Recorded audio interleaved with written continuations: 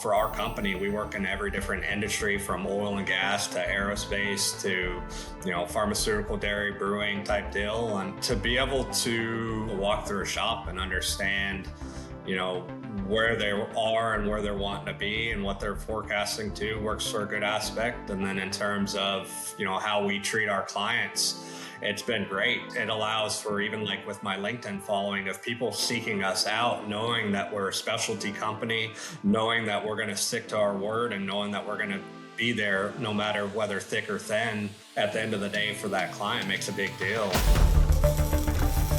Welcome to Making Sparks, the podcast where we ignite your passion for metal fabrication and fuel your business success. Join industry leaders and dive deep into the world of metalworking. From business insights to tips of the trade, Making Sparks is your forge of knowledge. During each episode, discover success stories, innovative solutions, and expert interviews that light the path to business growth. Subscribe today and grow and improve your company, and let's make sparks fly together. Welcome back to Making Sparks. I'm your host, Casey Velker, filming in what we call the maid's quarters, virtually joined by Keith and my co-host, who is really probably the host, but we call him the co-host, Matthew Nix. And I think I just nailed that intro first try, Matthew. Nice. Except you didn't take a stab at pronouncing Keith's last name. Keith. No, I'm smart. Well, I don't memorize people's last name. People can't pronounce my last name either, so that's fair. Fair enough. Okay, do you have a maid, Casey? You're in the maid's quarters. No. Do we need to go through a history lesson of why this is called the maid's quarters? Casey definitely needs a maid, though. Yes. Yes. Yeah. Well, my wife's really good at cleaning, but I do need a... Keith, excited to have you on today. Looking forward to getting to know you. We were just chit-chatting a little bit ahead of the show, and about all I know so far is that you are in Texas. And just like Indiana, Texas is having a record heat wave right now as well. And we were talking, you were reading a book about bourbon. We were talking a little bit about bourbon. We both share in common that we do some work for Buffalo Trace in the broader bourbon industry. So that was kind of fun. But other than that, I don't know much. So I'm looking forward to getting to know you. And why don't you just share a little bit about yourself and what you do with the audience, and then we can kind of dive in from there. Yeah, absolutely. So, essentially grew up on the West Coast, had a lot of kin here in the South, family in Oklahoma, Texas, and Alabama. And I got into fabrication, got tired of dealing with computers when I was originally coming through school, got into fabrication working as a laborer, and then really just grinding, make my way to where I needed to go. I really never knew what I was going to do for a living, and it just found me, and I've been blessed with every opportunity I've been given so far. Very cool. So when you first started out as a fabricator, what kind of work were you doing? Doing off-road work, working on sand cars, off-road cars. I grew up racing motocross as a kid, and I really thought hopefully I could make it as a professional athlete when I was younger, but just didn't work out that avenue. And when I got into a shop, I had a friend of mine that was doing cell phone towers and a few other miscellaneous fabs. So to getting into them, learning to weld, learning to grind, learning to do everything other than the farm welding that I knew. Yeah, cool. So how did you evolve from that to where you are today?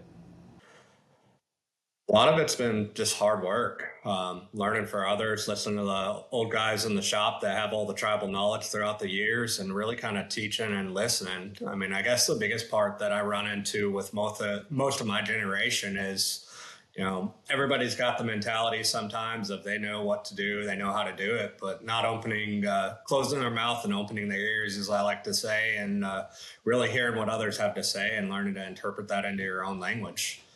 So fab was just something that was fascinating to me, to be able to take two pieces of metal, stick them together, and be able to create something intricate. And I still, even to this day, I travel all over the world and looking at people's handiwork, whether it's handrails on buildings or, stairways within a facility, to vehicles or buildings or, ships, whatever it may be. It's, to me, it's fascinating how it all works and comes together. Yeah, absolutely. I agree. That's one of my favorite things about what we do is you get to see just some amazing things, just the way things are built, even our customers, not necessarily what we build, but the things that our customers do. We were just talking about bourbon earlier, and I'll never forget this time we were visiting a distillery. It was not Buffalo Trace, it was a different one, but I was there with our sales rep, and we were actually looking at repairing these tanks, and they were like ferment tanks, and they were leaking, and we're back there looking at them, and I mean, it's a mess. Stuff's leaking on the floor. The stuff's like this deep on the concrete floor. You know how it smells terrible, and everything's a mess back there. And he slides this big barn door open, and we walk through, and on the other side of the wall is like pristine white painted floor, and the lady's got the headset on giving a tour, and it was like just so funny. Like, we had that peek behind the curtain. Man, if you only knew what was on the other side of that wall over there. I imagine it's what the kitchen looks like when you go to a nice restaurant, but that's just some of the stuff we get to see. It's a cool kind of byproduct of what we do. I mean, honestly, I never thought I'd be able to be around and see some of the things that I've been able to see. And like I mentioned earlier, I mean, just truly blessed and all the opportunities that have been presented to me throughout the years. When you're in high school, all the teachers and counselors telling you, hey, you have to make up your decision. You have to do this, you have to do that. And, the routes that I felt like I was kind of forced into never ended up even being anything I work with to today. And, even all the kids that I manage or I may hire in underneath me, the younger guys, of trying to educate them of what you can make of yourself. And if you really work and grind for what you want, you really can kind of get a lot further than you expect to, just letting it come to you sometimes. Yeah, for sure. So you mentioned you were in computers or IT or something prior to this? Yeah, going through high school, I went through and got my A+ certification, getting into hardware, and I did it for a few years going through high school, and I just really didn't have a passion in it. And I'd always grown up helping neighbors or guys around weld fence posts or whatnot on our property, and it really just fascinated me. And, the first day I picked up a welder, it was a change in my whole future. Yeah, that's really cool. Do you still lean on some of the things you learned, the background around hardware? Because I mean, today's shops are so filled with, computer software and hardware everywhere you look. Yeah, in some ways. I mean, a lot of, like you said, all the CNC technology that we have nowadays definitely has its place and its purpose in the shop. But to me, and what I explain to everybody, even clients, is, everything's full circle. So I guess with my background of being from a laborer in a shop, being in shops for years, to even now being on the equipment aspect of it, it really allows me to understand how everything functions and correlates to one another. We didn't really hit on, but can you tell the audience what your current role is now? You started as obviously on the shop floor, but what are you doing now? Yeah, so 3 years ago, I had put an application into a company that was about an hour south of where I was doing production, and ended up getting into the equipment aspect. So right now, I'm currently a general manager for a company that sells industrial equipment, and started out as a service manager when I first got hired on, and 9 months in got promoted up just due to my background and my eagerness to learn and grow. So you call yourself the automation cowboy. Can you tell us a little just bit because of the hat, or is it, or you're not even wearing the cowboy hat right now? No, but dude, we had a headshot shoot when I first started with the company, and between all the sales guys and the guys that were in operations, admin, et cetera. And I thought I'd come in, wearing my dress gear, and we ended up doing a Step Brothers pose to right now. I'm looking at a picture frame that one of the guys bought for a White House Fun Christmas gift, and it says Daddy and me on a picture frame with me and a sales guy doing the Step Brothers pose. So it was something catchy that I put up on my LinkedIn, and I get a lot of heck for it walking into shops, but it makes good conversation with everybody. Even right now, I mean, I don't have a ranch by any means, but I do livestock. My son is part of the local Longview FFA program, so I do have an avenue into agriculture, I guess, in some areas. That's cool. So you've got almost 10,000 followers on LinkedIn. So you've done a nice job of building a LinkedIn social media presence. We've had quite a few guests that share that in common with you. Can you talk a little bit about that? Maybe just touch on a couple strategies you've used to build that following, and then maybe also how you feel like it's impacted you in your professional career. So for me, I guess a little bit of background. I'm not really a social person in terms of more of an introvert. And when I started with FST, I started up the LinkedIn page and really just communicating with people. I love talking to new people all the time. I love talking to shops. I love talking to, anybody that wants to sit down, have a conversation, have a drink, and really get to know one another. I think that we've kind of gotten into, in terms of a society where we're focused on, phones or computers, and we've really kind of lost the touch of being able to sit down, shake somebody's hand, and have a good conversation and get to know one and each other, because you don't know what each other's backgrounds are. So going back to the LinkedIn, I mean, being able to meet different people, being able to socialize with different people, obviously, yeah, there's some sales going into it sometimes, but a lot for me is just hospitality and really getting to know a person and who they are and their background, and, seeing where sometime in the future, maybe making an acquaintance of sort. And that's, you get to know one person, you get to know two people, and then it just grows from there. Yeah, I'll echo that. LinkedIn for me has been a great way to build your network without actually meeting them in person. And then eventually you do meet a lot of those people you build with. You do meet, like we were talking about FabTech, before we started recording. And last year was our first real big push. We recorded 2 years ago for MakingSparks. And then last year we actually had a nice setup and everything. And we really pushed it. And it was really cool to meet the people that were commenting on our posts or connecting with us on LinkedIn and things like that. Absolutely. I mean, I've been at trade shows and I've had people stop me and go, "Hey, I'm following you on LinkedIn." And I was like, "All right, cool. Pleasure to meet you in person. Let's sit down and let's talk." And even FabTech last year, a lot of people thought that I was crazy for the idea that I came up with our company. And I'm not sure if you guys saw the saloon in the main hall there in Orlando, but we had a lot of companies coming by, taking pictures, videos. We had people coming down just to hang out, sit down at the bar, sit and chit chat with us. And, to me, that's just the coolest part of the industry, is really getting to know another person instead of having to be, in between technology or phone calls, and really getting to know each other's personalities. So that saloon was you guys? Yes, sir. I do vaguely remember. I don't think I stepped up there, but I do remember walking by it. Yeah, it was, I got a lot of guys that helped us with the booth, and they're like, "Hey, don't do this. This is a bad idea." And it's like, look, every time you go to FabTech, when you walk in these shows, everybody has a similar fashion. All the booths are modern or futuristic. You have similar equipment. Let's put all the equipment and sales aside, and let's sit down and have a conversation. I mean, I think that's something that in the industry, you really can make a lot of good connections. And, even in the past week, I've had clients reach out to me and, "Hey, I need somebody to help me do this work." And I go, "Hey, I got another client I can set you up with." And you just really build that network for everybody. Because at the end of the day, I mean, we're all in manufacturing, we're all helping one another, and we're all helping grow to a better cause. And especially right now, bringing it back into the US. Hey guys, it's Nick from Making Chips, and I gotta tell you about our new show, Lights Out. When someone talks about being lights out, what comes to mind?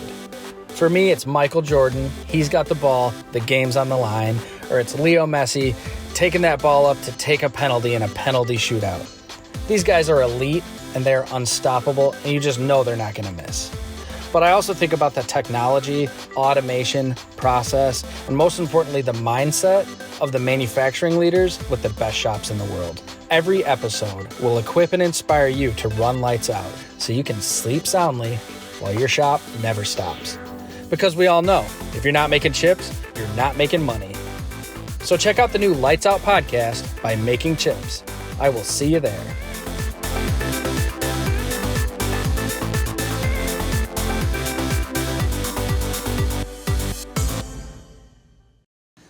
So tell me a little bit more about this saloon. I didn't see it last year. I'll definitely be looking for it this year. I see it in your banner on LinkedIn, but so you really, if I heard this correctly, you didn't focus on sales or your product at all. You just set up the saloon and just invited people in to hang out and talk. And what was well, first, I guess, speak to that, and then I want to follow up with another question about the pushback you got from your team.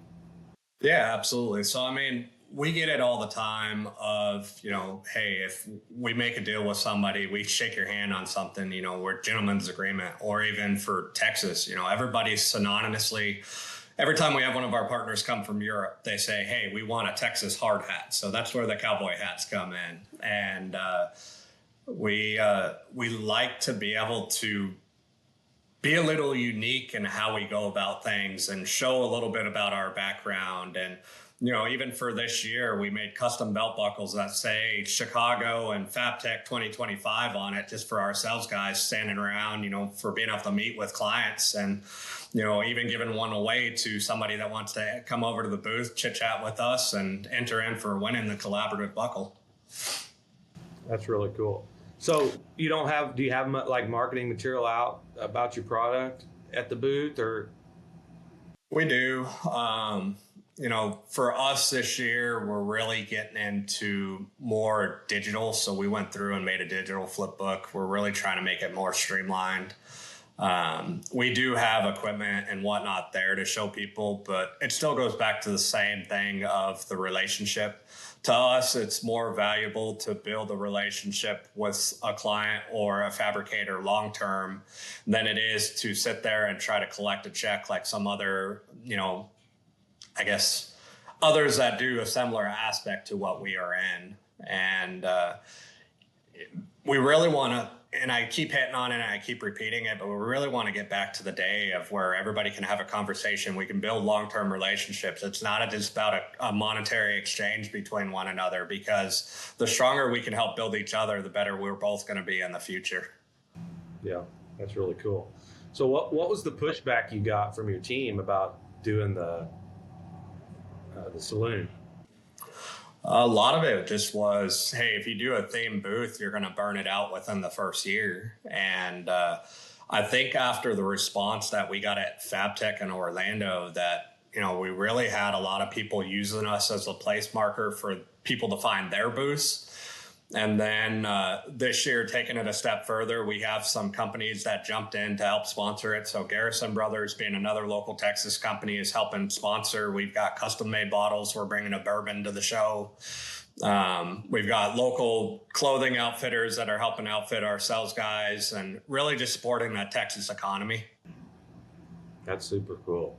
Man, that is so cool. Yeah. Yeah, they should have MakingSparks do a podcast there one year. Yeah, we're actually doing a big after hours event this year, and I don't want to go through and promote it on here, but I mean, for you guys separately, it's something that same thing, going back to it of, hey, let's reserve a whole restaurant for a couple hours. Let's have everybody that's in the industry that is acquaintance with us to come down, sit down, have drinks, have food, and really break bread with one another. Not necessarily doing business, but making, those connections like I do on LinkedIn, and really using it as an avenue for them to be able to grow their businesses. So what's on your mind right now? What are you most excited about? What's keeping you up at night? Right now, keeping me up at nighttime probably be people. I mean, you guys probably hear it all the time. The biggest problem right now is finding guys that are quality workers that want to work hard and really want to have that drive to grow to the future. We talk about it internally sometimes. If something happens to one of us, who's going to pick it up and move it forward. And really looking for good guys that like to come along, be part of a family, and get to where we need to go. And then other than that, I mean, it's been a great year. It's been an amazing year. All politics aside, I'm glad to see U.S. manufacturing start to make a drive again. Really hoping that it just continues for, years to come, and just excited about what a lot of the rewards have been to even our clients and watching their businesses grow. Man, I love going into a shop that's maybe, 10,000 square feet. And then, a couple of years later, seeing them move into a 100,000 square foot building and all the growth that they've gone through. To me, that's just awesome, because if you can contribute to somebody else, I mean, there's nothing more rewarding in that way. have you seen, like, with your traveling, like, have you seen like anything that fab shops should be thinking about right now? I mean, we kind of talk about this a lot on the show, or what's the next big thing. Everybody, a lot of things are like right now is like AI and automation and things like that. But what are some things that you're like, hey, if you are at this size and you're ready to go to this size, you might want to be looking at this? A lot of it's just process flow. I mean, I was just at a shop down in Texas City a couple days ago, and watching how they process flow within the shop is a big, movement of mitigating the amount of steps and handling you're doing of material before you move it to the next process, being able to maximize ROI and equipment. So that way, you're able to squeeze every penny out of that investment. And then, obviously everybody's pushing towards automation and AI. While it is great for a lot, there are a lot of shops out there that it just doesn't work for. And I think that's the big thing, that even in our side with the sales of equipment, I mean, guys are real quick to push certain types of equipment that they're trying to sell for their partners, but it's not always a good investment for the people that they're selling it to. And it brings a lot of headaches and heartache to the client. And unfortunately, we get the phone calls of, hey, we're having issues with this, we're having issues with that, and we can't get anybody to answer the phone or help us service our equipment. But, that's disappointing and it's disheartening. And that, it still goes back to our same philosophy of how we operate as a company. If we really want to just bring it back to where we're helping people out, it's again, full circle, even with me and my background, understanding both the production and the equipment side of being able to understand how it all works together and how it works in operations. How's that working out for you guys? Pretty good. I mean, to be able to, for the full circle portion, to be able to walk through a shop and understand where they are and where they're wanting to be and what they're forecasting to works for a good aspect. And then in terms of, how we treat our clients, it's been great because it allows for, even like with my LinkedIn following, of people seeking us out, knowing that we're a specialty company, knowing that we're going to stick to our word, and knowing that we're going to be there no matter whether thick or thin. At the end of the day, for that client, makes a big deal. And, for our company, we work in every different industry, from oil and gas to aerospace to, pharmaceutical, dairy, brewing type deal. And, seeing all the cool stuff that we get to see. And, I've been out in Florida and seen the last of, the Delta Heavy rocket from ULA in person. And it's pretty cool to be able to have that advantage and that capability. So I'm kind of backtracking a little bit, but we do have some listeners that are like they're fabricators, they're guys in the shop right now. I'd love to hear your perspective of where you went from being in the shop to the equipment side. Like, what motivated you to do that, and how beneficial has it been that you were in the shop and now you're doing things on the equipment side?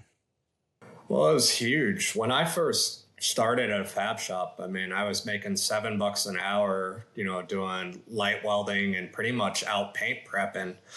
And the hardest part that I had on the West Coast is, for one, it gets up to 120 degrees in Arizona, and being out in that sun in full leathers and protective gear, grinding or wire wheeling beams or, plates for before it gets painted, of, I guess not saying no, and really kind of taking it on the chin and saying, hey, maybe I need to learn this to figure out how it all works in the future.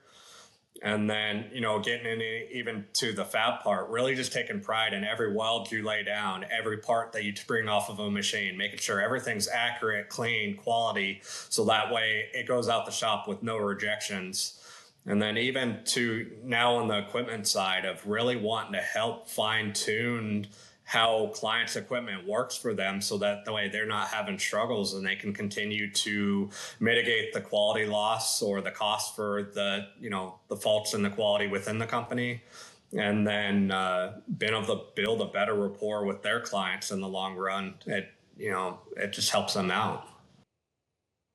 Have you helped? Oh, sorry, go on. Well, I was just going to say, I think the takeaway there in terms of your time in the shop, I don't want to gloss over that, is that, you gotta grind and put in the work. And I think, we all, I don't want to stereotype like a generation. I think we've all evolved this way, just with instant gratification. I mean, it's harder and harder to remember that, some of the best things in life just take time, and you've got to give it time. You've got to put in the work. You've got to hone your craft. And then when the opportunity comes, you're ready for it. Yeah, and I just had a conversation with the guy the other day of, hey, you want to be hungry, but you don't want to be too hungry, because you can get yourself in trouble in that way of wanting to drive too fast without really realizing what's around you first. But then also, going to the grind in the shop, it just teaches you different values. I mean, every year that I've been in plant management before I got into the equipment side, if I'm not doing busy work in the office, I'm down on the floor either welding with a guy, learning to powder coat, learning to operate a CNC machine, out working a lathe or a mill in our machine shop. And for me, it's making me learn something new every day, which is making me look forward to the next day, because I know that I'm going to pick something up from somebody I'm around, and that helps me to get to where I am now, to where I can interpret it to, whether it's in our operations or another client's operation, of just, hey, maybe try this, or maybe try it this way. And, don't be afraid to fail, but at the same time, learn from those mistakes that you do make. Hey guys, it's Nick from Making Chips. I want to give you 3 quick reasons why you should check out Mike Payne's podcast, By the Numbers. Mike, my good buddy, my partner on Making Chips, is full of wisdom. He's full of experience. He's full of what it takes to buy, sell, and lead a business, specifically a manufacturing business.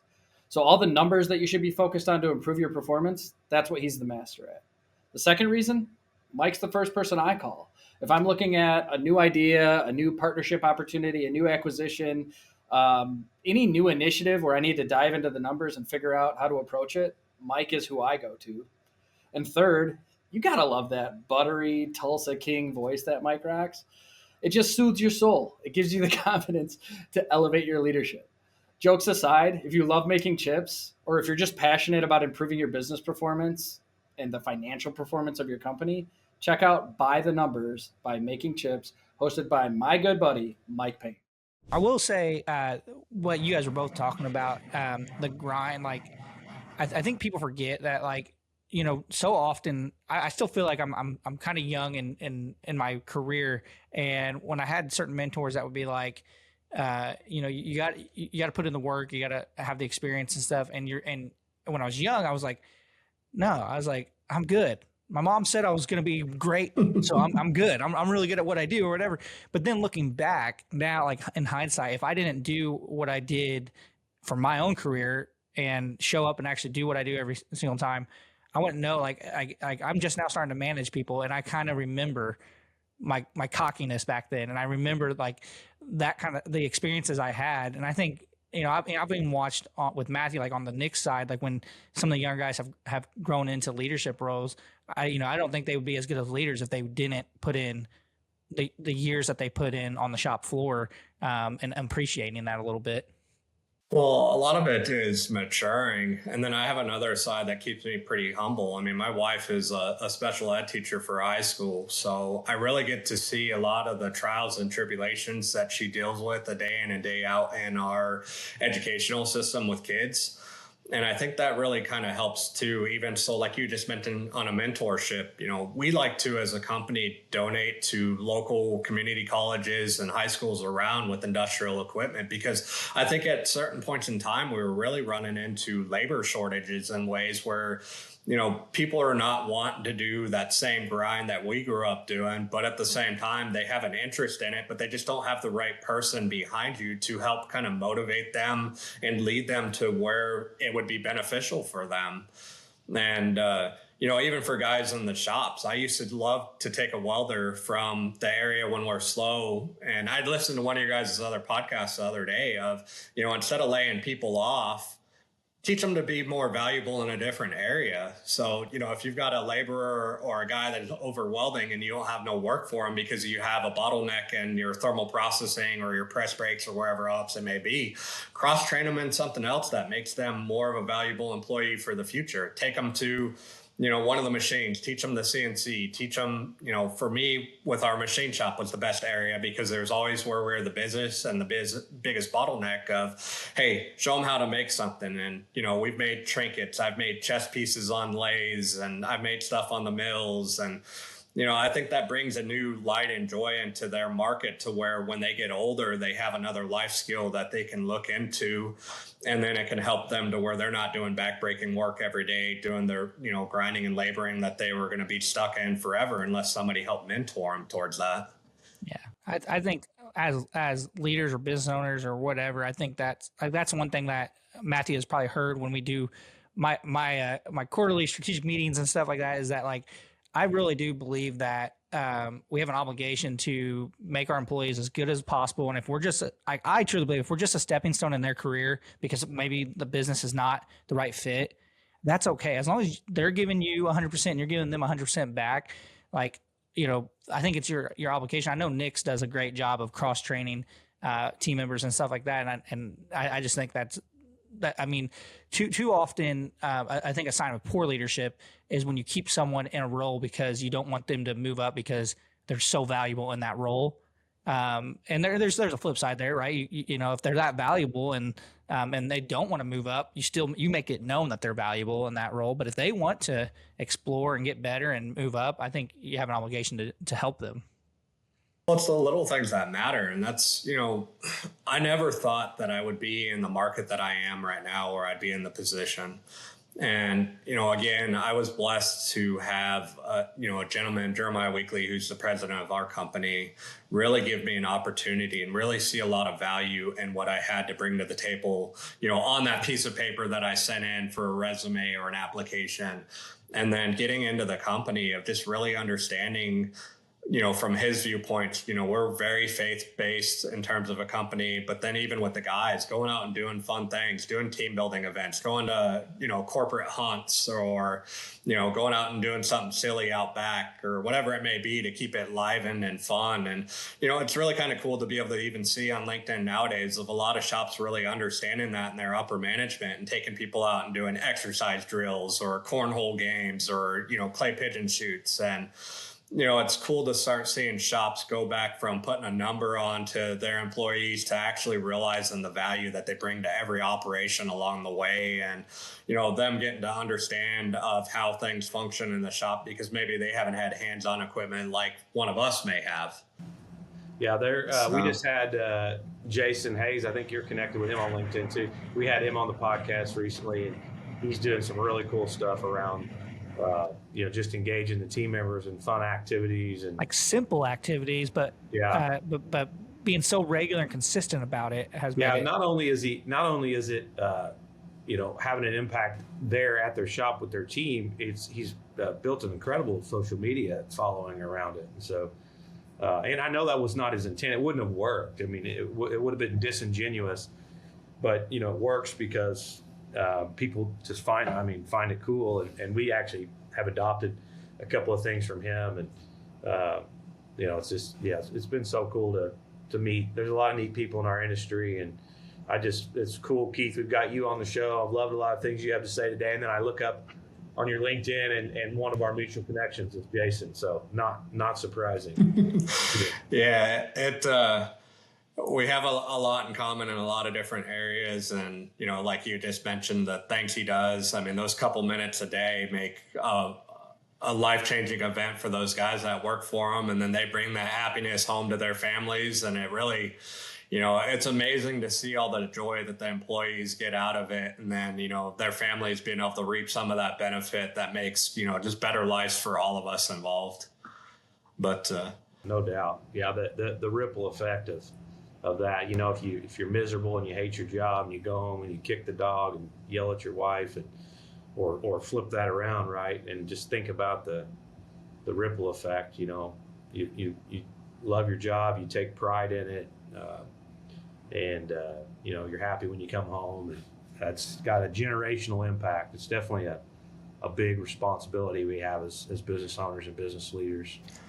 Well, even right now, I mean, we're getting a lot of the older generation that are starting to retire from the industry. And we really need to get that passion back involved to the younger generation and really be able to keep growing that market. And, while I'm only 36, I mean, I'm still young on my own aspect, but at the same time I'm watching my teenage boy grow up, or, like I said, other high school kids, seeing what they're wanting to do and really trying to make joy for them in the future. So that way we have a good, strong market.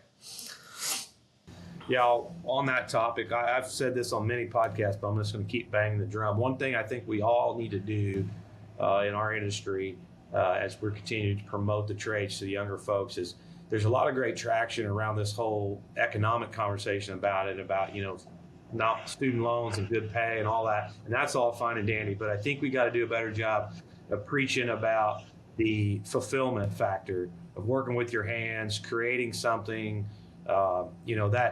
that fulfillment that you get from a good, honest, hard day's work. And you can step back at the end of the day and see what you created, go home feeling good about it.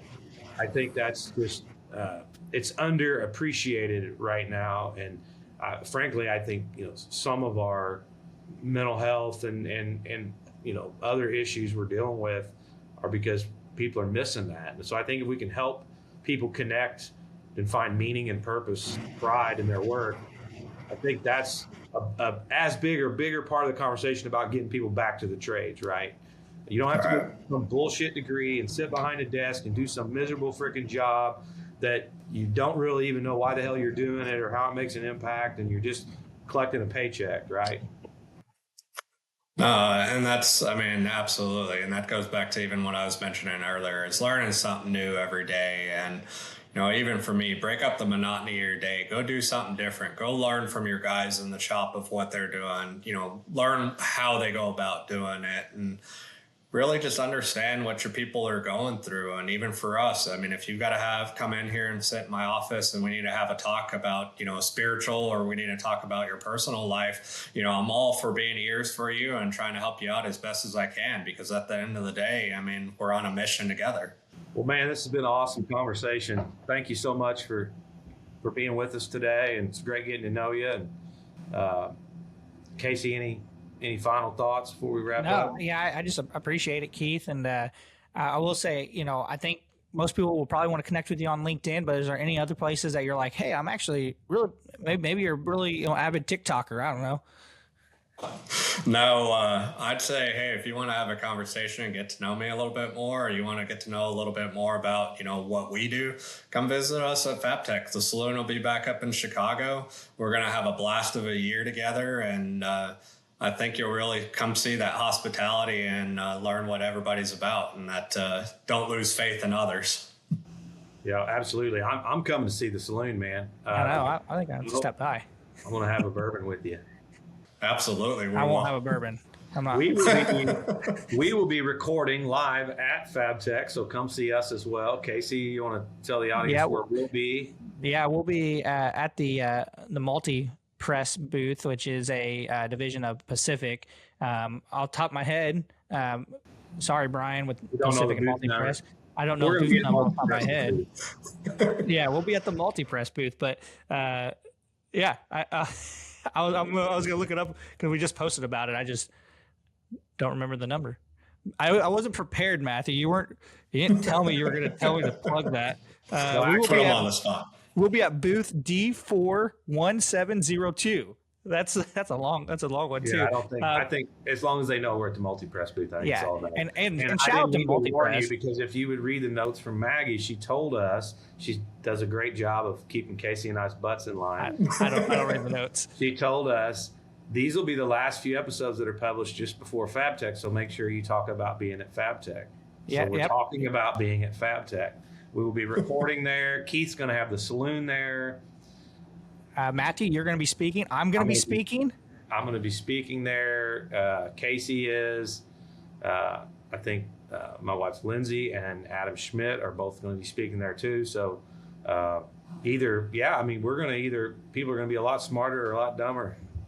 one of my most recent LinkedIn posts was, I can't believe they're going to let me talk for an hour at FabTech. What's going to be your topic that you're talking about? I don't know. No, I'm just kidding. Building relationships and winning projects through video. So my trade is, I do video, and I told you a little while ago that, it's a lot of culture-based video, and you guys really just hit the nail on the head throughout this whole episode about it's all relationships, right? It doesn't matter if there's a transaction there. And when it comes down to it, it's relationships, and that's what I'm going to be talking about. How can you use video to build those relationships, to foster those relationships, and then win projects? Cool. I'll have to see what time you're speaking and come out and sit down and listen and learn something from you. Good. I'll have one person there listening for me. Sweet. Casey can talk. He can talk. No problem there. Yeah, I'll be talking about how to survive 100x growth. So I did that talk last year and got some good response out of it. So I'm going to be doing that again this year. Awesome. Hey, you gave me something to take away from this. I'm going to look into the Forging Ahead book and look to get into reading through it. We'll put a copy in the mail for you, buddy. That's our thank you for being on the podcast with us. So I haven't gotten a book yet, Matthew. Well, I've been on a lot of the podcast. Walk down the hall and take one off the shelf, Casey. Oh, okay. I'm waiting for the audio version. I want to hear Matthew talking about the book. Well, Keith, the way we sign off our podcast here, if you're not making sparks, you're not making money. That's right, buddy. Oh, he nailed it. Good talking to you. I appreciate you both. You guys have a great day.